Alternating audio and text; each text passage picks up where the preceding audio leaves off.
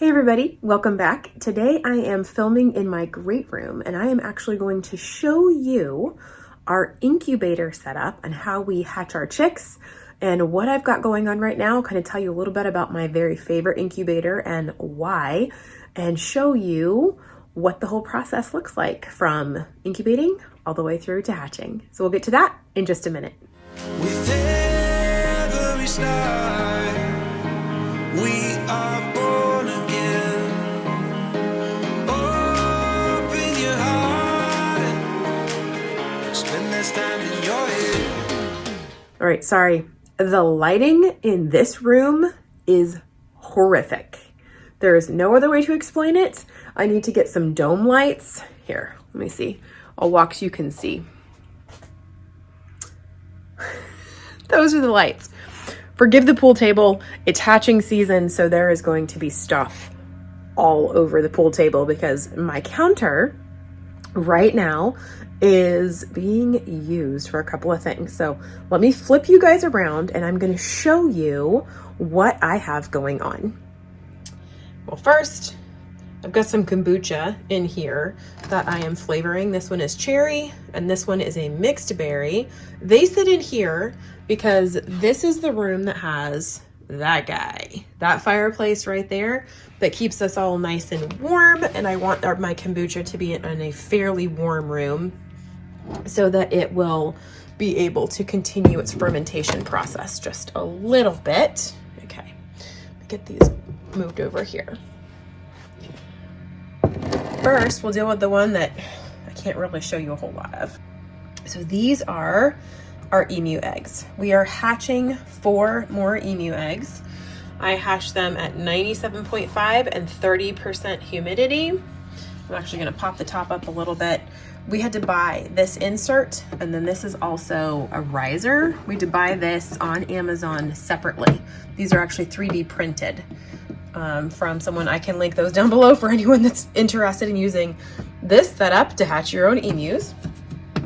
I'm gonna lift this lid real quick.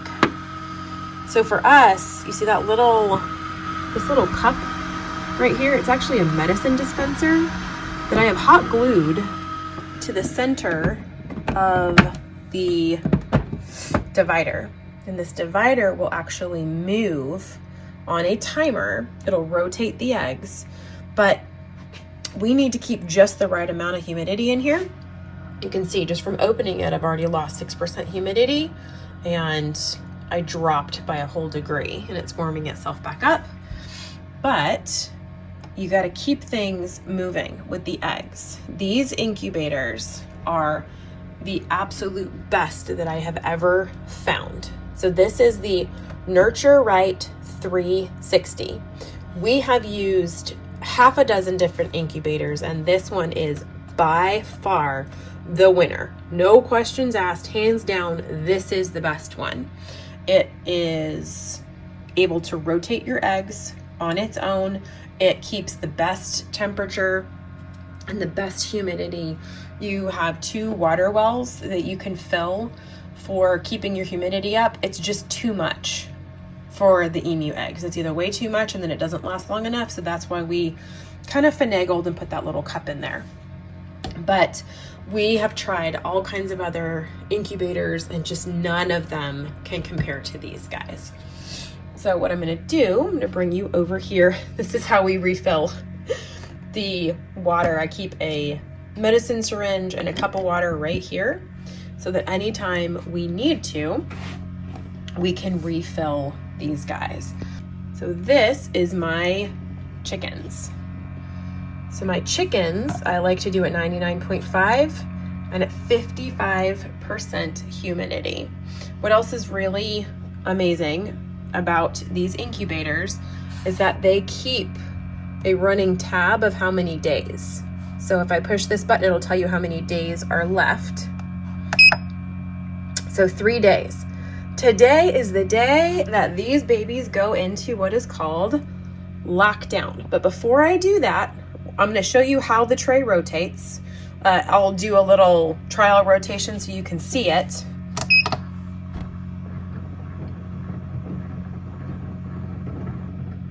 That's how it turns them.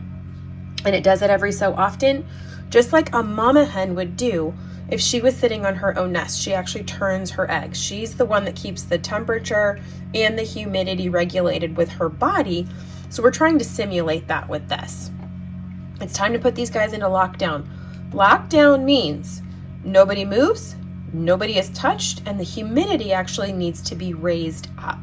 But before I do that, I'm going to remove this tray out of here so that when in 3 days we're having hatching babies, they aren't tripping all over this tray. So I'm going to pull that out. I'm actually going to candle these guys for you. I'm going to candle a few of them so you guys can see the baby chick inside, because we have about 3 days until these hatch. So I'm going to get all set up. I'm going to put my camera down, get my 2 hands available, and then I will show you what that looks like. All right, I cleaned off my counter a little bit because everything always ends up getting put in here. These, just for anyone who's wondering, are bands that we can put around their ankles, their feet, so we know which group is which, how old they are, and when they're going to be ready to be harvested, should we choose to grow them for meat and only keep them alive for a few months versus keeping egg layers going. So these eggs are pulled from our chickens, directly from underneath our chickens. There's a couple of them that have a little C on them. It was really cold when we pulled these, and these eggs were already cold as if they had been refrigerated. When we pulled them, I wrote the C on them because we wanted to see how many of them still took. So I'm going to dim the lights, and then I'm going to use, I like to use 2 candlers. These ones take batteries. These ones are rechargeable. These are my favorite. However, they're terrible because out of the 3 that we own, this is the only one that still works. So it's kind of a bummer because they are really, really good, but we have 2 of them that are really junky. So they're really bright. I use 2 at one time. It just makes it easier to be able to see inside of the egg. So I will show you what that looks like. Let me dim my lights real quick.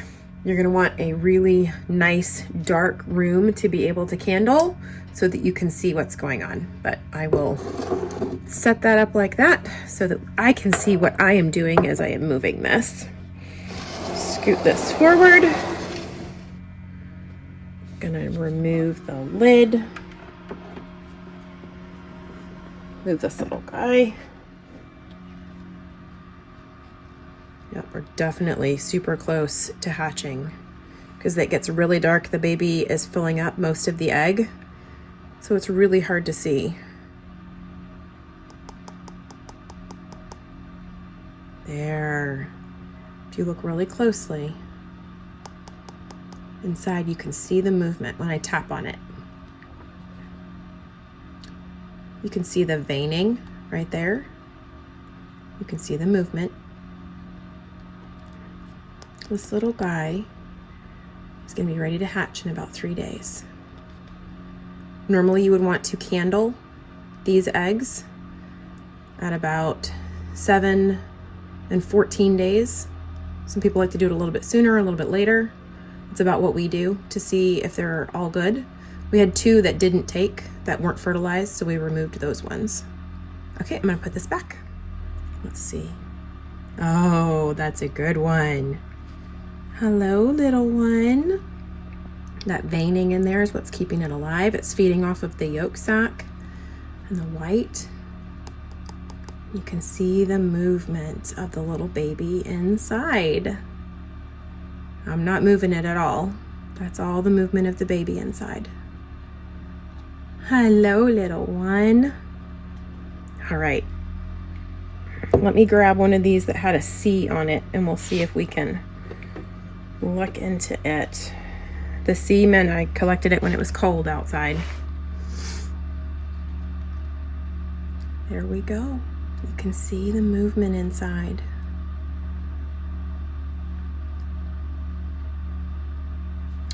Awesome. Okay, let me get this set. Let me move this just a tiny bit. Gotta be able to get this off. My counter's almost big enough. There we go. So now what we're gonna do, because this is lockdown, it's time to go into lockdown where nobody touches it, nobody opens it. we are going to pull this tray straight up and off of the eggs. And now when the babies are hatching, they're gonna hatch right on top of this. There is a grate that's gonna keep them up where they need to be. Pop that back on there. The lid's a little finicky. Sometimes you gotta finagle it a little bit. Now we are going to up the humidity significantly. It's gonna take a little bit of time to recover since I just had it open, but now we're gonna fill up both sides to keep lots and lots of humidity in here. We're gonna close this down to about 1/3 of the way open, and we're gonna keep it between like 65 and 75% humidity is what we're going for when they are in lockdown. So the next time I record, I will be showing you guys these babies that are beginning to hatch, and then I'll show you what setup I have for them to grow inside of my house until they're ready to go out with the other chickens. All right, update on these guys. We are still 99.5, about 68%. I have never gotten it up to the 75 so far, even when I fill it up. Let's take a look. 1 day left until hatching, but if you look right here, that is what we call a pip. The baby that is inside is now trying to come out of its shell. It's the only one that I see that's pipped so far. I don't see any other ones that have pipped. We'll keep checking, but this guy's gonna work on it. It can take up to 24 hours before they actually break free from their shell. It's really, really a lot of work for them to make that first hole. Then sometimes they'll rest for up to 24 hours before they finally break out. But he's actually working on it because the pip was not that big when I noticed it a few minutes ago. But when this egg hatches, the humidity is actually going to skyrocket. And so this one little guy will be in here. So I got to go get their basket set up and get their whole system ready because they are on their way.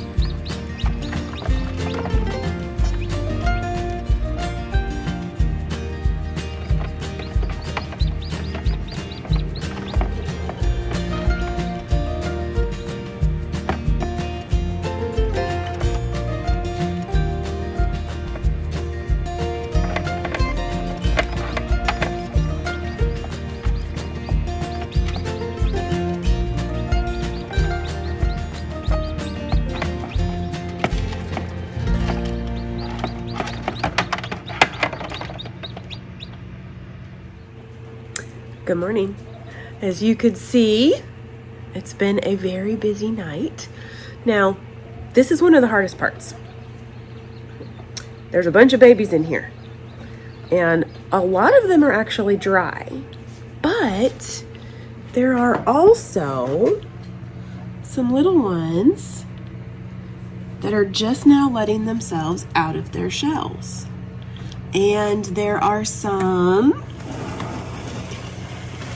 that are just now starting to pip and poke holes and work on letting themselves out. You really don't want to open up this incubator because, as you can see, the humidity is at 74%, 99.5. If we open this up for any of the little ones that are working on getting out, the little membrane that's inside around them could immediately dry out and cling to the baby, making it nearly impossible for them to finish getting out. This is why it's called lockdown. It is the hardest part. I need to let these little guys be. The ones that have hatched, they're going to be good for anywhere from 24 even up to 48 hours after they have hatched, and they aren't going to need anything that comes in externally. And that's because that yolk sac, just before they hatched, when they pip and they breathe, they're breathing that air. Over that next 24 hours, they're going to lay there and they're going to absorb the yolk sac into their stomach. And that is going to give them nutrients and the fluids that they need over the next 24 to 48 hours. So I'm not going to touch this. I'm going to give them a little while to be able to be good and get as many of them out as I can. They're going to be drying out. So by this evening, I will probably look at moving some of them, and that's going to require 2 people. We're going to have one person barely open up the lid. The other person's going to reach in and just grab the chick that is ready to be out. Whichever ones are super dry, those are the ones we're going to pull. We also like to pull out a lot of the shells and things and kind of get them out of the way too. But we want to give everybody their absolute best chance to get out of the eggs on their own. I do not recommend assisting. It's so hard because sometimes you will get these little chicks and they get part way out and then they just get too tired and they can't quite make it on their own. We have assisted eggs before. And 9 times out of 10, those ones don't last. They end up having some kind of deformity or they are just very unhealthy and weak. So we have decided not to assist anymore. It's hard, but that's what we have chosen to do. You get to do what works for you, but that's the way that I do it. But what I'm going to do is I'm going to get this ready. So first we have this. This is the first step. Not this guy. He doesn't go here. I'll show you about this in a little bit. But this is going to get ready first. I got to clean it out because it was out in the side room and there's some mouse droppings in there. So I'm going to get this set up. I'm going to show you how I do this. This is the nursery. So this is the brooder. We popped everybody out of here. Now I'm going to move them over to the nursery. And then eventually we're going to come over here. And that's going to be phase 2. So let me get that all set up so you guys can see how I do the nursery.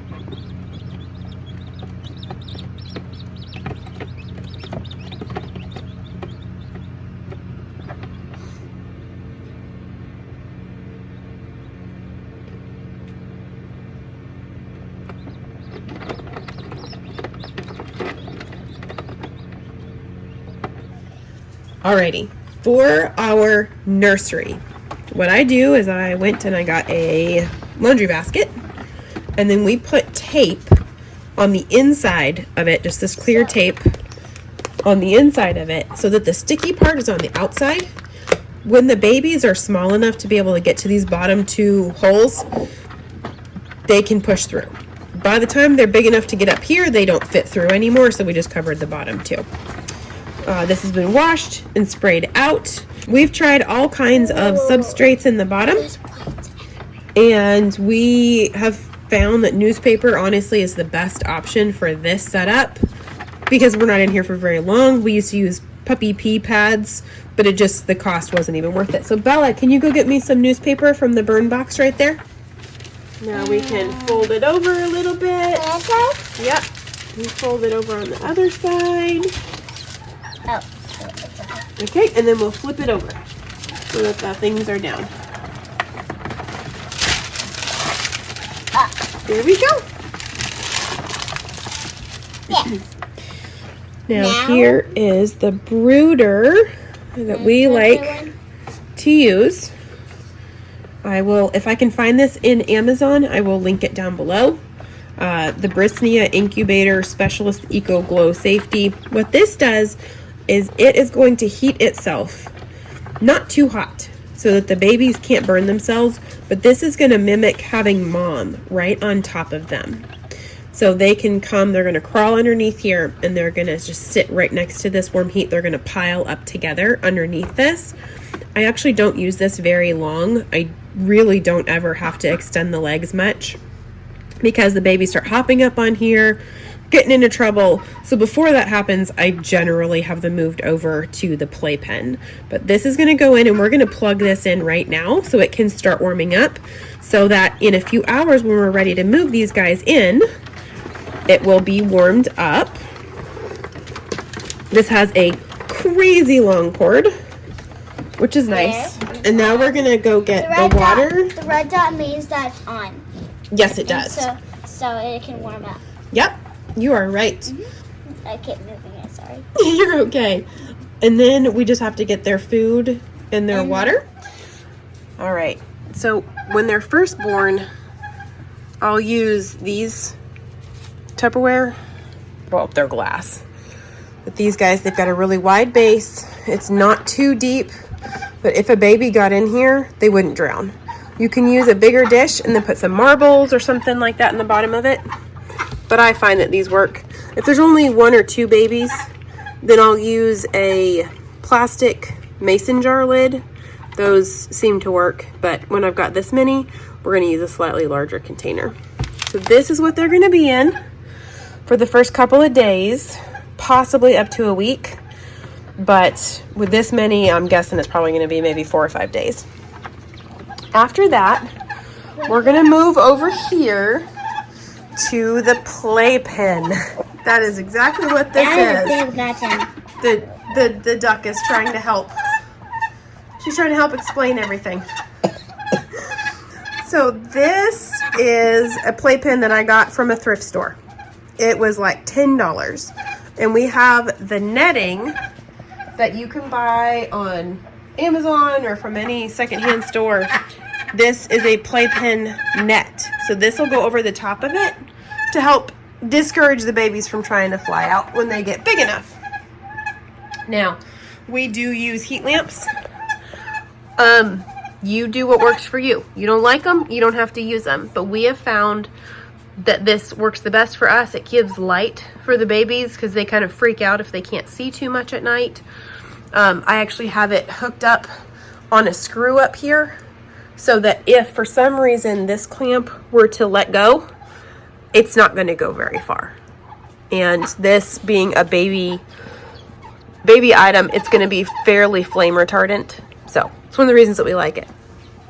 Down here in the bottom, and the playpen, the bottom of the playpen is in there. It is in there. Is actually hemp. I love the hemp for the baby's bedding. Darling, was this yours? Yeah, was that yours? It's not yours anymore. It's the chicken. There's gonna be babies in there. Oh my goodness. So we get our hemp from, let me grab the bale right here. American Hemp, horse and chicken bedding, comprised chopped cores from hemp stalks. AmericanHempLLC.com. I do not have an affiliate with them. I just absolutely love their product. It does not work for ducks. Oh my land, it does not work for ducks, but it is fantastic for chicks especially. We absolutely love it. We ordered a pallet, oh golly, a year and a half ago maybe, and I still have several bags from it. So the hemp is fantastic.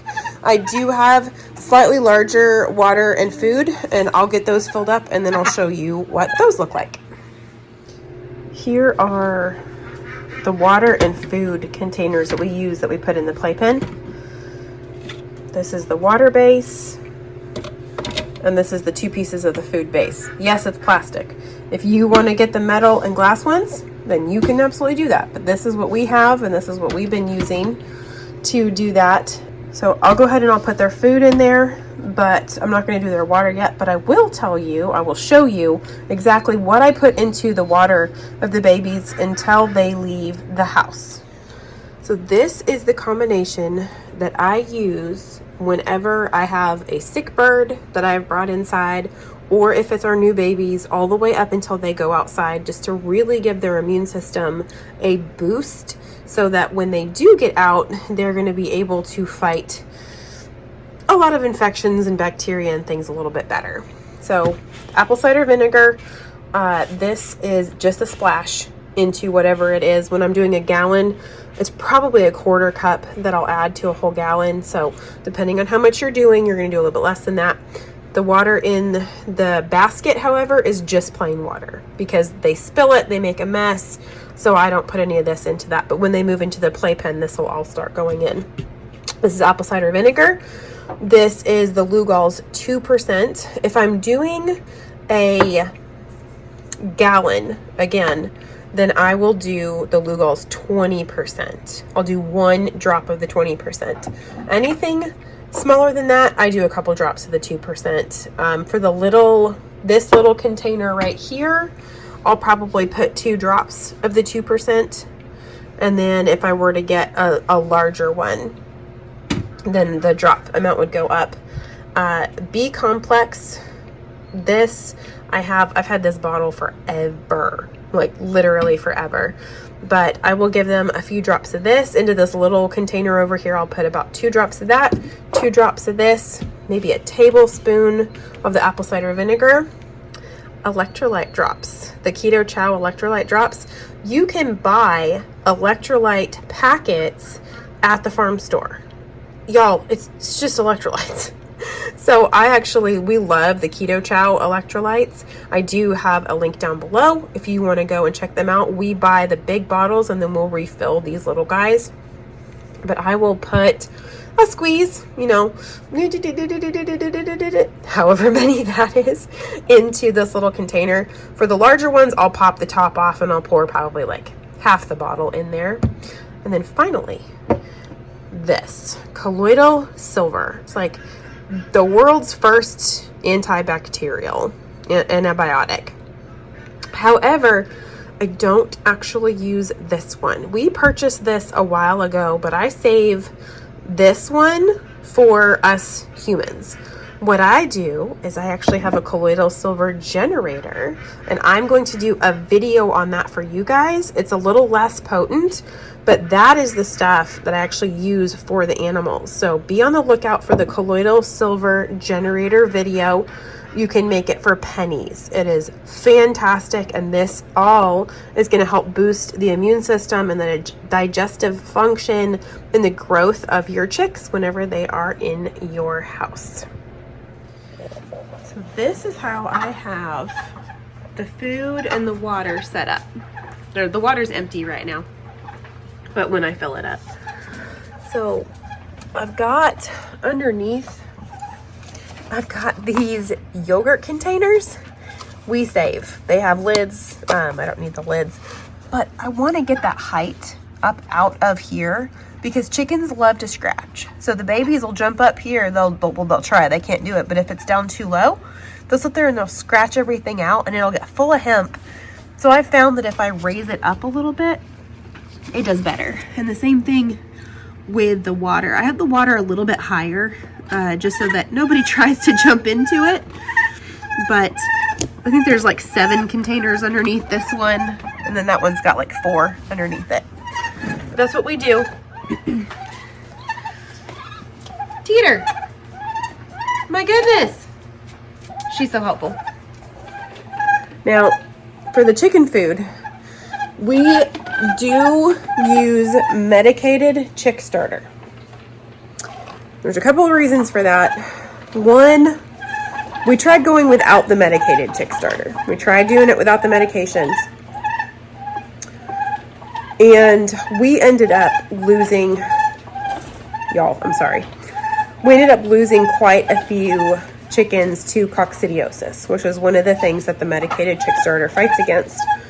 And part of that problem, part of the reason, here, I'm going to get the duck her food. Hopefully I'll be able to get a little bit of talking done now.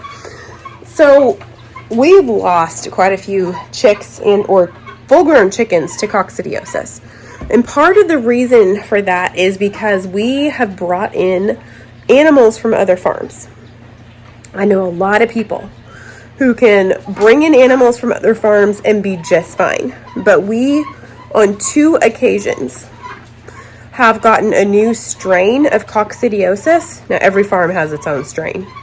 And most of the time, your animals are going to be resilient to it. But there's been 2 times that we've gotten other animals from a new farm, and it brought a strain in that killed way too many of my animals. So we have decided that for the chicks' purposes, we are going to go ahead and we're going to feed medicated feed. Plus, I ordered a pallet a while back, and we still have some. Will I reorder it? I don't know. With all that I'm doing in their water, it may be enough, but I really don't know. So that's what their feed is the medicated chick starter. If you are doing ducks, do not ever give your ducklings medicated feed. There's a lot of things online that'll tell you, oh, it's fine, you can give them medicated feed, it won't hurt them. We have found that every time we have given medicated feed, we have lost half of our ducklings. So, just like with our diet, they can say a lot. It's whether or not you find it to be true in your situation. So for us, we do not give medicated feed to our ducks. I'm actually going to be putting 6 duck eggs into the incubator as soon as I get it cleaned out and cleared out from these babies so that we can hatch a few ducks. A few. Ducks are messy and disgusting. So ducklings are so much fun, but they are so much work. They are so gross. So I can handle a few, but not this many. So I'll probably show that to you guys. But anyways, I'm going to wrap up in here. I'm not sure if I have other things I'm going to share with you guys. Otherwise, it'll just be putting the babies into the nursery and showing you how that goes. There's so much more that I could talk to you about, that I could teach you about hatching your own chicks. Ours are what I like to call patchwork quilt chicks because we have a barnyard blend of chickens, and those barnyard blends have continued to mate. I don't know what my chickens are. They certainly are not pure breeds, but let me tell you, they are some hardy birds. Lots of people down south, their chickens end up with frostbite. Up here in Wisconsin, you would think we would end up with frostbite all the time. Rarely ever do we ever have a problem with frostbite.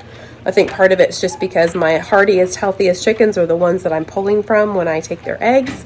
So you guys let me know if there's anything else that you want to learn about with the chickens, with the hatching process. Any questions you have, put them down below. I'd be more than happy to answer them. And to hang out in the bloopers so that you can see the babies going into the nursery. And yeah, I think that's everything. So thanks guys for checking out the video today. I hope that this answers some questions and gives you the confidence to maybe start hatching some eggs of your own. Please like, subscribe, and share if you are new here or if there's someone who needs to know about hatching baby chicks. Thanks so much, guys. I will see you on the way. We've had to move a few over already because they were running out of room, but I figured I'd show you real quick what it looks like. You're so cute. When we reach in and snatch somebody. We only have a few little pips left, so a couple aren't quite gonna make it. Let's see who's getting pulled.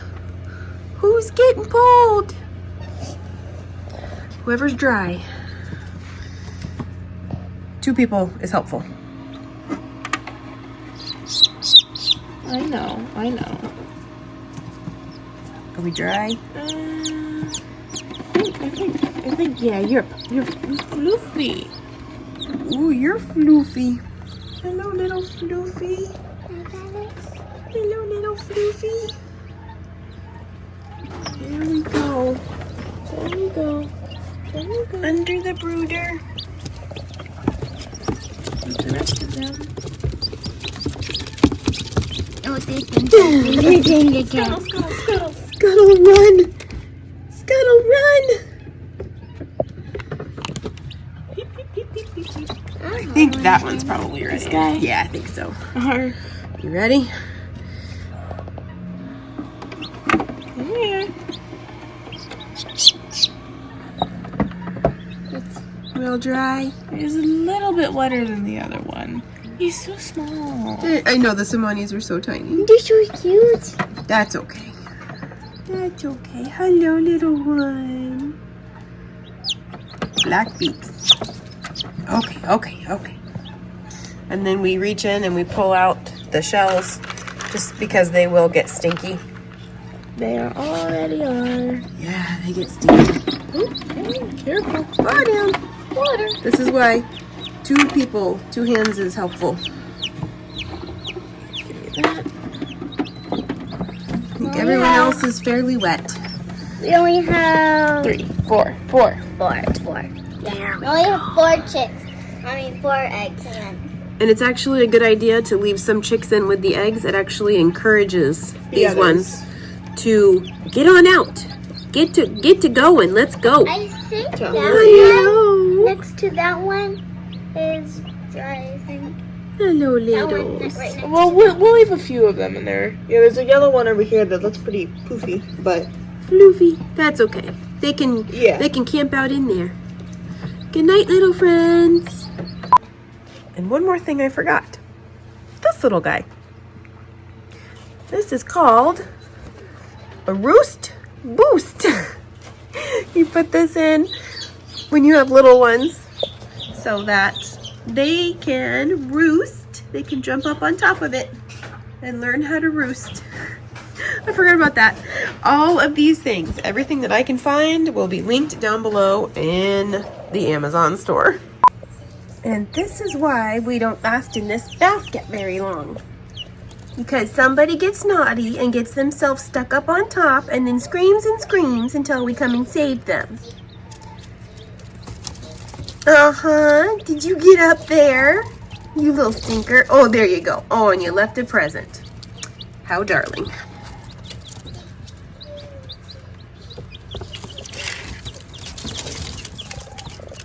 Hello, everybody. Almost time to go in the big playpen. Okay, there we go. Little ones are all in the playpen with their light and their little Roost Boost and their food and their water. Ready to grow.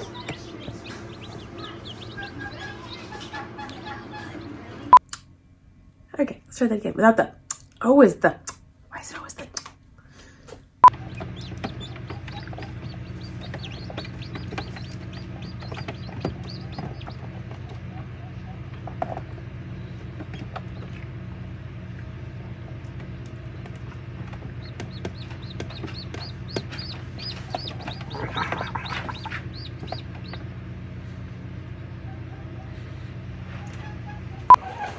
Teeter!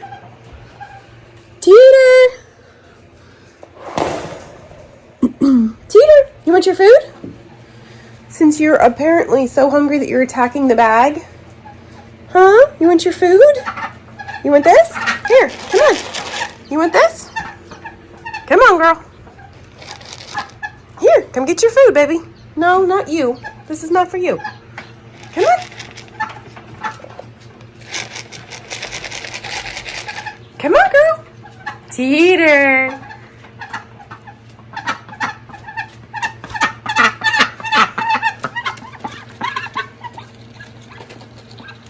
My goodness. Is that good, love? Is that good? Is that good? All while editing videos.